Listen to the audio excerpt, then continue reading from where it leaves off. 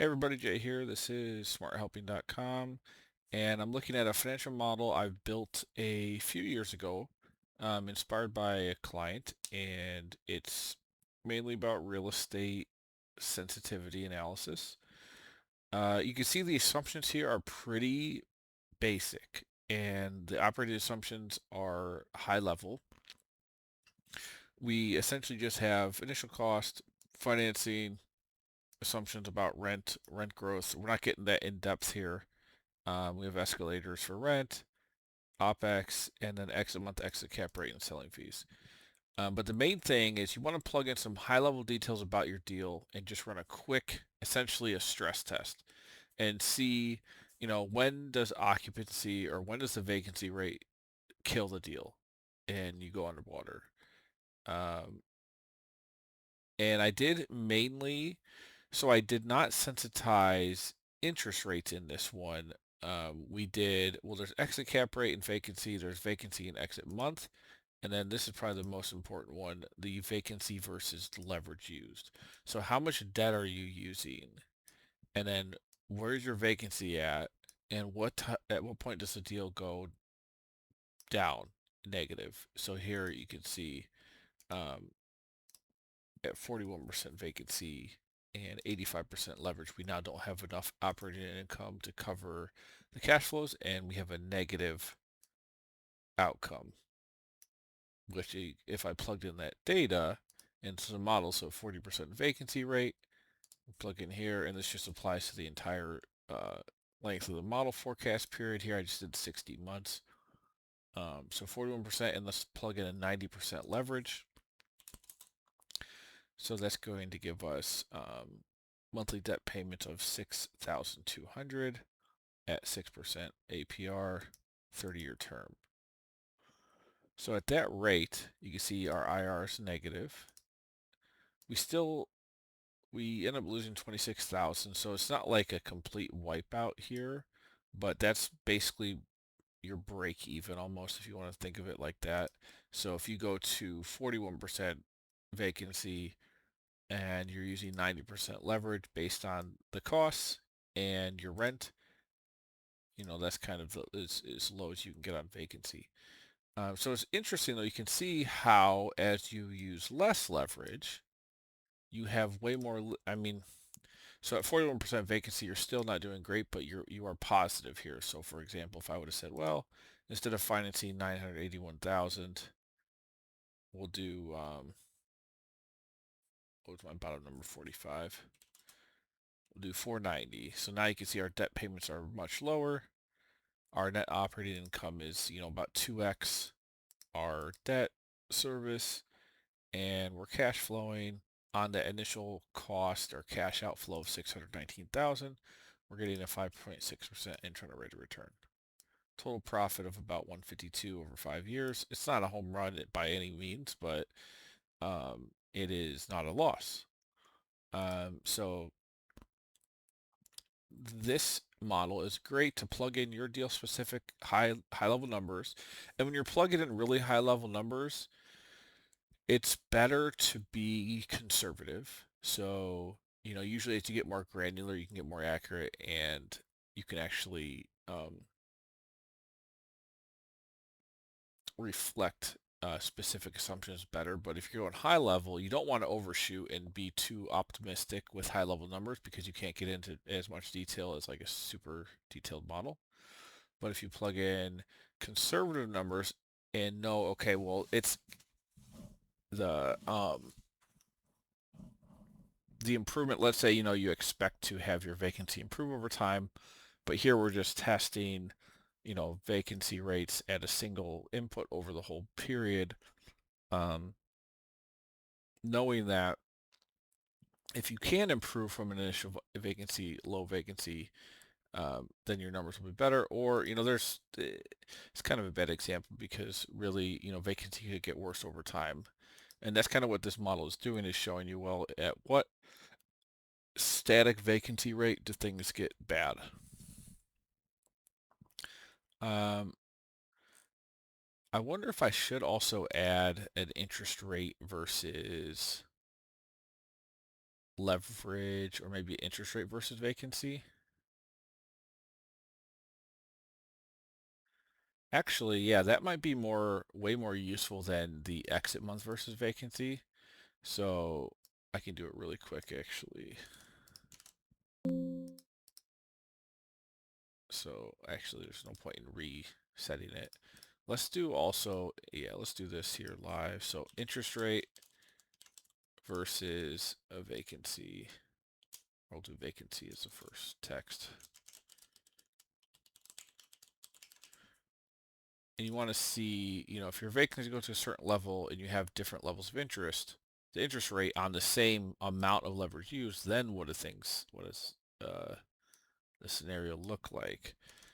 But yeah, this model initially, um, it was supposed to be a high level. You've got two tabs here, annual summary and the model. Everything's input here, so it's pretty quick to use.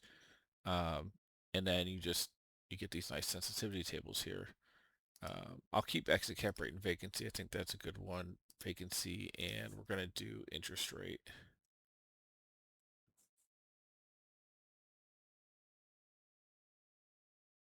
And I'm going to put vacancy or interest rate on the top of this one. Interest rates might, let's say 3.5 to 4. And vacancy, we can go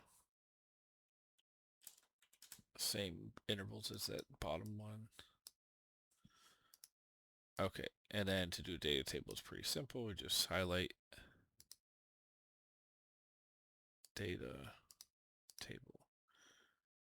Rows are actually going to be the interest rate of this, and then we're doing vacancy. The whole point of this model was to understand how vacancy will affect the deal over time. Is mainly when the client came to me when you had all the offices kind of, it's still you got issues with office space, but it's kind of recovering.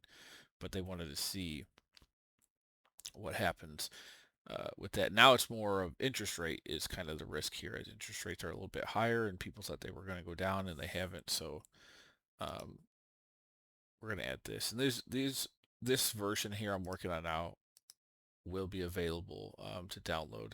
If you want to go onto the site, it'll be in real estate. If you go to the home page, it'll be in the real estate section. And this one right here, it's actually built quite a while ago. These kind of go in order. So that one, it's only $45 one-time fee to get this. And I'll update the screenshots and all this once I'm finished. But let's put that in here and see how we do. Okay, and make sure it's accurate. So let's say 8% interest rate at a 5% vacancy should give us a 31.8% IRR. So 8 and 5 here, and 8%. 31.8. Is that what I said? Yeah, 31.8. So here in our table, on this table we can see interest rates going up, our IRR is going down, and then vacancy is going up. And again, at this 41% vacancy, at 8% interest rate, we're at about 4.2. And notice that the interest rate is not impacting the IRRs that much. It's more, you can see you have much greater variance in leverage amount. So how much leverage are you using and the vacancy rate? Like 31 to 4 and then 31 to 78. So that's a high, like we are swinging pretty big here. On this one, interest rate, 35 to 32, 31.8. Not a huge difference there. And it's going to be, now if we were to say raise the base, that's with whatever we put in the base case, which is only 45%. If we raise this to 80, we might see a larger impact on the interest rate.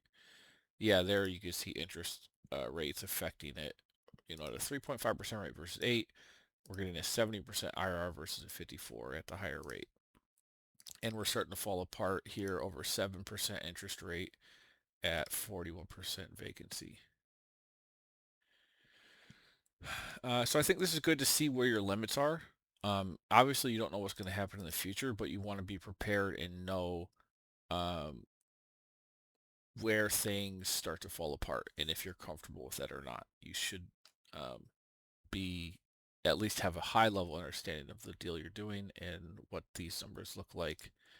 The biggest levers: leverage amount used, vacancy rate, and then interest rate is less so. But I mean, it depends on how much leverage you're using, but that still can be a factor. Exit cap rates, decent. It's gonna affect the definitely, here at 50% vacancy, um, we see exit cap rate actually going from 50 to negative zero point 0.8 at a 2.5 cap versus a 7 cap.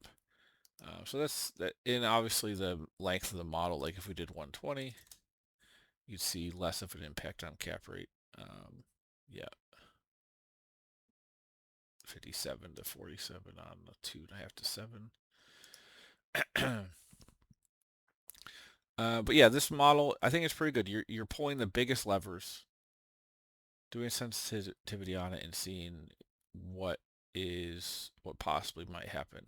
Um, so yeah, you can download that Smart Helping on that download page. Links also in the description. If you want to hire me to build, I spun this up in probably a few hours from complete scratch. So if you have other stuff you want me to model, I can do that for. I do custom pricing based on tiers, or we could do a hourly billing down here with a custom price. Or sorry, these are fixed prices up here. This is for custom prices down here. Um, but yeah, just email me about it and we'll get going. I have capacity for sure right now, and whatever you want to work on, and test or model, figure out if you're doing a new deal or whatever. I've done financial models for a lot of different industries, not just real estate. Even though I've specialized in real estate and SaaS are my two specialties, but I've also branched on I've done hundreds of different industry modeling. So let me know. Like and subscribe. Oh, don't forget, you can also, if you want to get all of these templates in one bundle, you can just pay a one-time fee on the Super Smart bundle. It's $500 and download everything at once. Alrighty, I'll see you on the next one. And let me know in the comments if you want a certain topic to be covered. Whatever, I will go into anything business-wise and build a model for it, or uh, I'm just looking for things to improve uh, to connect with customers. So let me know. All right. See you later.